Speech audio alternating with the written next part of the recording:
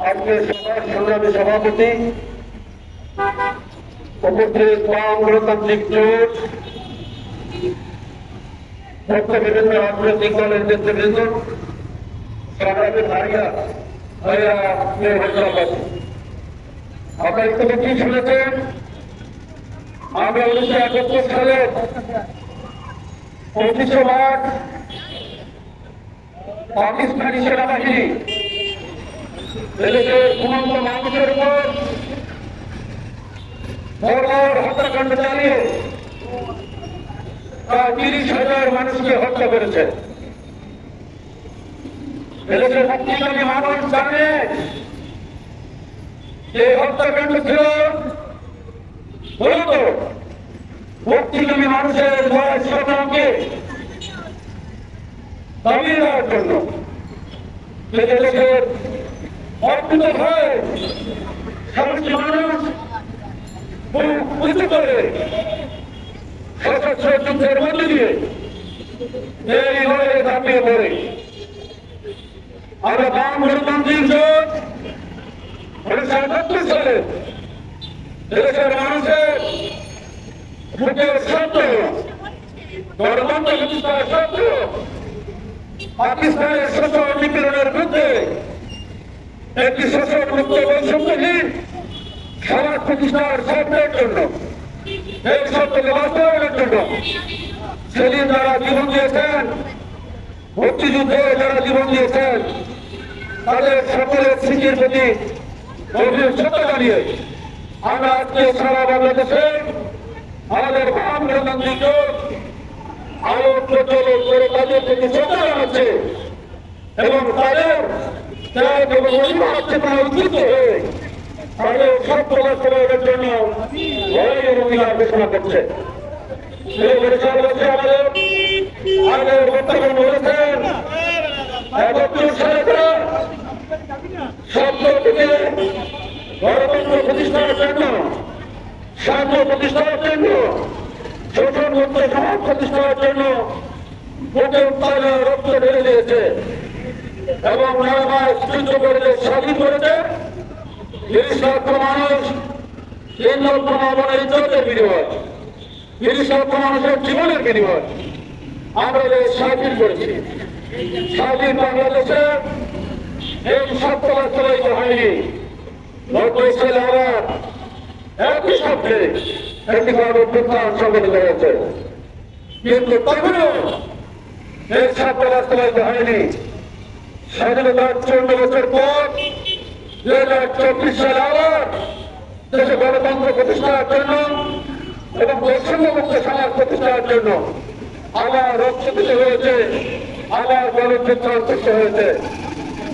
ভাইয়া তাহলে আমরা ইতিহাস থেকে রক্ষা করলে আমরা কি শিক্ষা পাই, কি দেখি?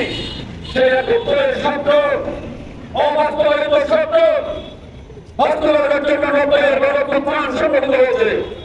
90-এর গণঅভ্যুত্থানের শব্দ বাস্তবায়নের জন্য 2024 সালে আবার গণঅভ্যুত্থান হয়েছে।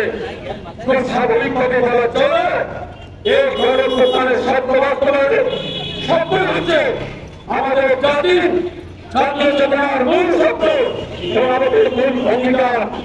আজকে দেশে গণতন্ত্র প্রতিষ্ঠার পরিবেশ তৈরি হয়নি, বৈষম্যমুক্ত সমাজ প্রতিষ্ঠার পরিবেশ তৈরি হয়নি।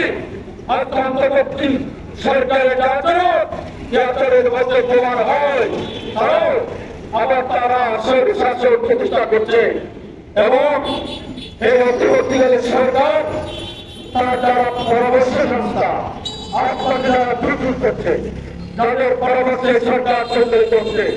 আমরা রক্ষা করছি তারা একত্রে যারা বিরোধিতা করেছে মুক্তিযুদ্ধের সত্যকে যারা হস্তান্তরের জন্য পাকিস্তানি সেনাবাহিনীর সহযোগী ছিল তারাই আজকে একত্রকে বসে করার জন্য অপরকে বসে করার জন্য নতুন করে ষড়যন্ত্র করছে এবং তারা আজকে আস্থান দেখাচ্ছে। এদেশের মানুষ একত্রে সত্যকে বুঝতে দেবে না, একত্রে বৃহত্তরকে ব্যর্থ দেবে না, তারা পশ্চিমবঙ্গে জনতাকে ব্যর্থ দেবে না। অপরের জনতাকে ব্যর্থ সম্ভব এবং 24-এর জীবনকে একটি চেতনায় উদ্ভূত হওয়া মানুষের জীবনদণ্ডে ব্যর্থ হতে দেবে না। আমরা দেশের মানুষকে, সব মানুষকে, দেশের কৃষক, শ্রমিক, মানুষ, ইনশাআল্লাহ নিম্নবিত্ত, মধ্যবিত্ত মানুষ, সকল মানুষকে বলতে চাই, আসুন আজকে এই স্বপ্নকে বাস্তবায়নের জন্য, গণতন্ত্র প্রতিষ্ঠার জন্য, বৈষম্যমুক্ত সমাজ প্রতিষ্ঠার জন্য আমরা আবার লড়াই করার জন্য ঐক্যবদ্ধ হই। আমরা 25শে মার্চের জীবন মান পাকিস্তানি সেনাবাহিনীর বিরুদ্ধে যে লড়াইটি তখন হয়েছিল এবং মুক্তিযুদ্ধের যারা বিজিতকারী আমাদের দেশের গুলামকার তাদের বিরুদ্ধে যে লড়াইটি হয়েছিল, সেই লড়াইয়ে নতুন করে যুদ্ধ হয়ে একত্রের পুনর্জাগরণ ঘটাই, সেই চেতনার পুনর্জাগরণ ঘটাই, নব্বইয়ের গণতন্ত্রের পুনর্জাগরণ ঘটাই এবং 24শে গণতন্ত্রের পুনর্জাগরণ ঘটে আমরা একটি সশক্ত গণতান্ত্রিক বাংলাদেশ, অসাম্প্রদায়িক বাংলাদেশ, বৈষম্যের বাংলাদেশ প্রতিষ্ঠার জন্য লড়াই থাকতে পারি। এই আহ্বানে গণতান্ত্রিক চেতনাকে ঐক্যবদ্ধ হয়ে আবার নতুন করে এই লড়াইয়ে চেতনাকে উদ্বুদ্ধ হয়ে আমরা যদি এর সঙ্গে শাসনকে পরাজিত করতে পারি, এই স্বাধীনতা বিরোধী শক্তিকে যদি পরাজিত করতে পারি, এই মমতা সরকারের শক্তিকে যদি পরাজিত করতে পারে, তাহলে 25শে মার্চের জীবনমান সার্থক হবে, সার্থক হবে, একত্রের জীবনমান সার্থক হবে, নব্বইয়ের জীবনমান সার্থক হবে, 34 সালের জীবনমান সার্থক হবে।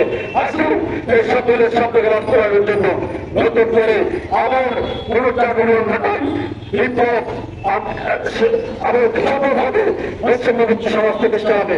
সকলকে ধন্যবাদ। দুনিয়া দেশের এক লড়াই করে।